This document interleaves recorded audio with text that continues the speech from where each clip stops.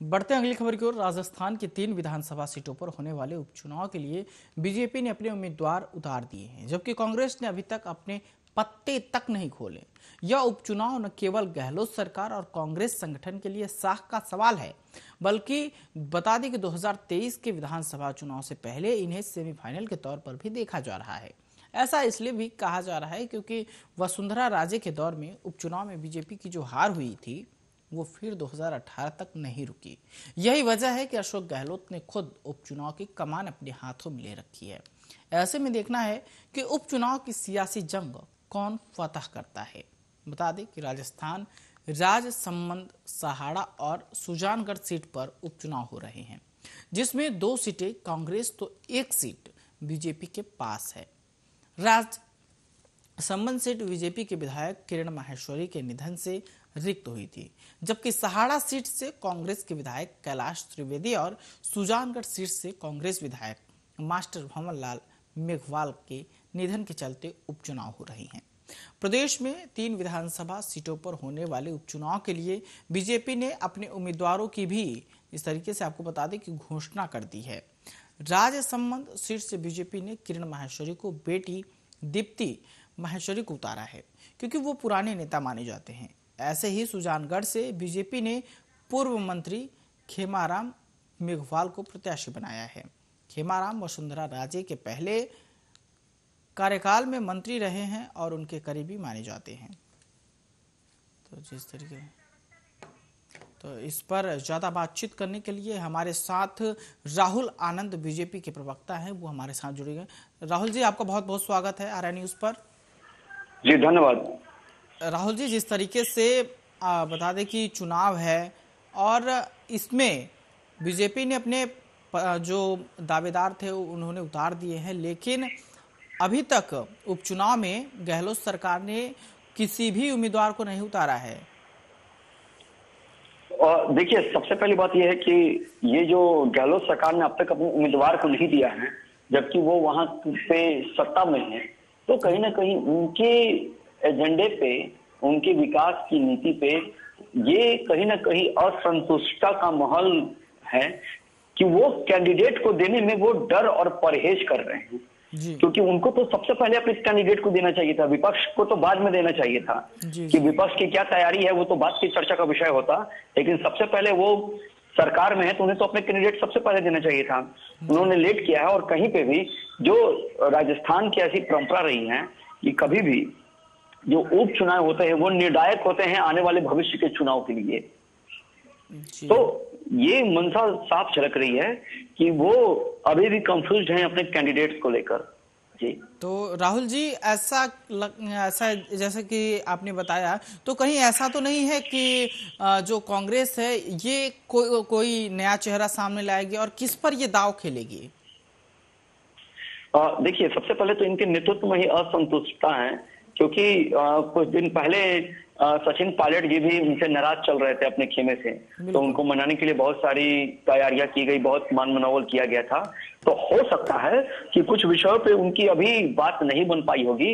और जहां तक सीट जहां पे उपचुनाव होने हैं वहां पे पार्टी की पकड़ पे भी निर्भर करता है कि पार्टी का पकड़ किस प्रकार से है। वहां पे हो सकता है कि उनकी पकड़ उस हिसाब से नहीं होगी और जो पुराने चेहरे रहे होंगे उनसे नाराजगी रही होगी, तो नए चेहरे पे ये विचार कर सकते हैं। राशिदा जुड़ चुकी हैं, कांग्रेस प्रवक्ता हैं। मैम, आपका बहुत बहुत स्वागत है आरआई न्यूज पर। शुक्रिया। जिस तरीके से राजस्थान में उपचुनाव है और बीजेपी ने हालांकि अपने कैंडिडेट उतार दिए हैं, लेकिन अभी तक कांग्रेस ने अपने एक भी कैंडिडेट नहीं उतारे हैं। तो देखिए, हम लोग जो निर्णय करते हैं वो सोच समझ के करते हैं और हमारे भी कैंडिडेट उतरेंगे। अभी बातें चल रही हैं। बीजेपी तो देखिए हर जगह अपने आप को हमेशा प्रेजेंटेशन अच्छी करती है, दिखाने के लिए उनका दिखावा होता है। अभी मैं आपको एग्जांपल दूंगी बंगाल के चुनाव के लिए कि वहां पर उन्होंने चैलेंज किया कि 200 सीटें निकाल के लेके आएंगे और अभी तक 200 कैंडिडेट नहीं हो पाए हैं और फिर भी चैलेंज कर रहे हैं कि 200 सीटें निकाल के लेके आएंगे। तो इनकी जो मंशा होती है सिर्फ ये विधायक और सांसद खरीदने की होती है और इनके पास तो कोई लॉजिक होता नहीं, ना कोई टॉपिक होता, ना कोई प्रोग्राम होता है। तो ये सिर्फ और सिर्फ भ्रमित करने का काम करते हैं। और रही हमारी बात, तो देखिए हम जो भी निर्णय लेंगे बहुत सोच समझ के करेंगे। हमारा जो भी कैंडिडेट आएगा वो ईमानदार, अच्छा होगा और अच्छे से बखूबी वो चुनाव लड़ेगा। और इसके लिए थोड़ी लेट हो रहा है, लेकिन जो भी होगा वो अच्छा होगा। राशिदा जी, कौन से ऐसे चेहरे हैं जिस पर कांग्रेस ये दांव खेलेगी? देखिए, ये कांग्रेस का निर्णय, मेरा तो निर्णय है नहीं। अब दांव किस पे ये खेलेंगे ये तो मैं बता नहीं सकती हूँ आपको। तो जिस तरीके से ये चुनाव है और इसे 2023 में सेमीफाइनल के रूप में देखा जाएगा। अब देखिए, देखने वाले सेमीफाइनल के रूप में देखें या क्रिकेट वनडे या वर्ल्ड डे देखें, लेकिन ये है कि चुनाव जो भी जिसको भी हम खड़ा करेंगे जी, वो निष्पक्ष होगा और न्याय संगत होगा। और हम विधायक सांसद नहीं खरीदते हैं क्योंकि हमारा ये पसंद नहीं होता है। बिल्कुल जी, कुछ बोलना चाहूंगा।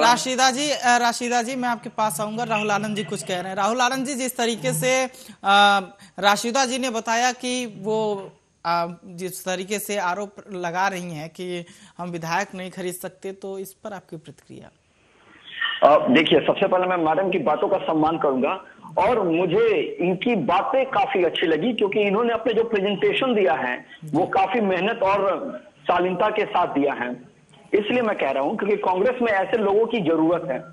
जो कांग्रेस आज तक अपने अध्यक्ष का निर्णय नहीं ले पाई और आंतरिक रूप में अध्यक्ष के रूप में सिर्फ और सिर्फ सोनिया गांधी को ही रखा गया है, वो कांग्रेस कैसे अपनी विचारधारा को और अपनी इच्छा शक्ति को प्रकट कर सकती है? सबसे पहले तो वो अध्यक्ष का निर्णय करे, उसके बाद वो पार्टी का निर्णय करे क्योंकि जो पार्टी से कट के जा रहे हैं उनको पकड़े, और तीसरा वो कैंडिडेट दे। क्योंकि जहां जहां बीजेपी पे उन्होंने आरोप प्रत्यारोप लगाए हैं तो ये वही कांग्रेस है जो देश की आजादी में सम्मिलित थी और आज एंटी नेशनल कांग्रेस का काम करती है।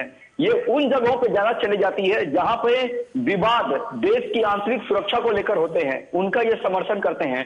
तो इनकी विचारधारा की लड़ाई तो रही नहीं, उनको किसी भी प्रकार से सीट चाहिए और सत्ता में काबिज होना है।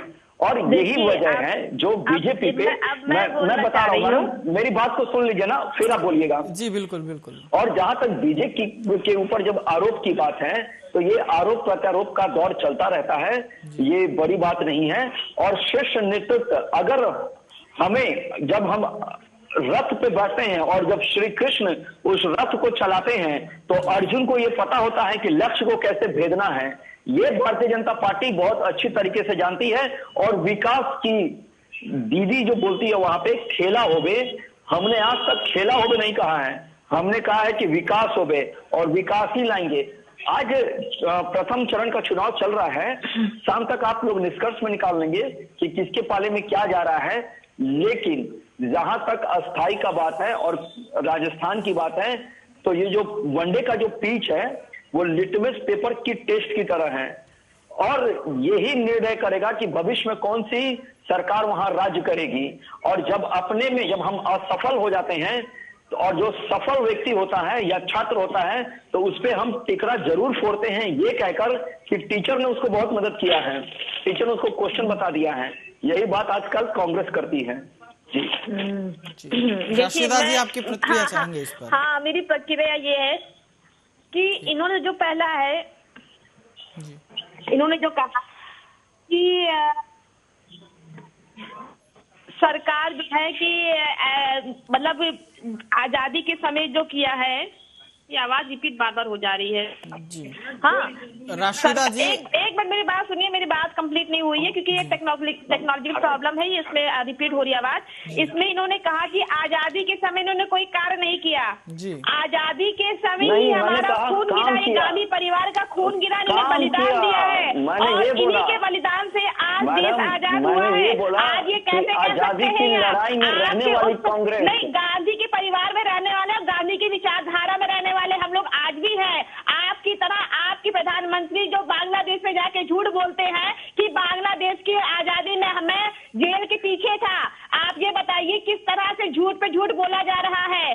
अगर गूगल पे आप सर्च कीजिए और डालिए सबसे नंबर झूठा नंबर कौन है तो हमारा प्रधानमंत्री कहलाता है। चाहूंगा जी नहीं, दूसरी बात ये खेला होबे या खेला होबे जो भी कहे, आप विकास कह रहे हैं। जब आप उत्तर प्रदेश में विकास नहीं कर पा रहे हैं तो आप बांग्लादेश में कहाँ कर पाएंगे विकास, ये बताइए। पश्चिम बंगाल बांग्लादेश में तो सरकार दूसरी की है। पश्चिम बंगाल की बात कर रहे हैं, वही सॉरी, तो, पश्चिम बंगाल में यही आप क्या अंतर कर है, सकते हैं? यही अंतर है कांग्रेस के लोगों में, दीदी कुछ भी क्या बोल कह देते रही हैं। है और दीदी क्या कर रही है, ये पश्चिम बंगाल के लोग अच्छी तरह से पश्चिम जानते बंगाल हैं। की बात यहाँ नहीं हो रही है, यहाँ बात ये हो रही है कि राजस्थान में जो उपचुनाव होने हैं उसकी बात हो रही है। आप इस मुद्दे से दूसरी तरफ न ले जाइए। इस पर बात ये हो रही है कि जिस तरीके से कांग्रेस ने अभी पत्ते नहीं खोले हैं, पत्ते कब खोलेंगे? पत्ते तो खोलेंगी बांग्लादेश के, सॉरी, पश्चिम बंगाल की उन्होंने बात की, दीदी ने कहा बांग्लादेश में सरकार बनाएंगी मैडम, लग रहा है की ना, तो मैं उस टॉपिक पे तो बात करूंगी ना, इनका जवाब तो मैं दूंगी ना। चलिए और पत्ते कब खोलेगी ये हमारी अध्यक्ष जी निर्णय करेंगी, और हमारे अध्यक्ष का जो निर्णय होगा वो सर्वोपरि होगा। चलिए, आपने अपना कीमती वक्त दिया, इसके लिए आप लोगों का बहुत बहुत शुक्रिया। तो जिस तरीके से आपको बता दें कि अभी तक कांग्रेस ने अपने उम्मीदवार नहीं उतारे हैं, और जिस तरीके से कहा यह जा रहा है कि जो उनके बड़े नेता हैं उनका जो आदेश आया है उसी हिसाब से उम्मीदवार उतारे जाएंगे।